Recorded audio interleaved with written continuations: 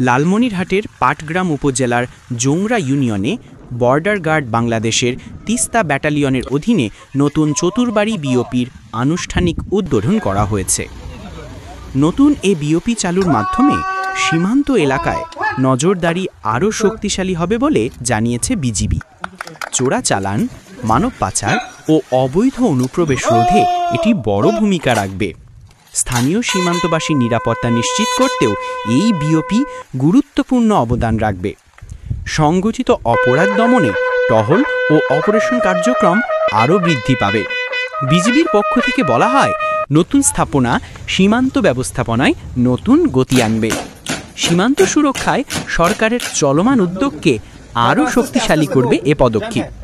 উদ্বোধনের পর থেকেই চতুরবাড়ি এলাকায় বিজিবির কার্যক্রম দৃশ্যমানভাবে বৃদ্ধি পেয়েছে। স্থানীয়রা মনে করছেন এতে শান্তি শৃঙ্খলা বজায় রাখা সহজ হবে। সীমান্তের নিরাপত্তা কাঠামো এখন আরও সুদৃঢ় হলো বলে মন্তব্য সংশ্লিষ্টদের।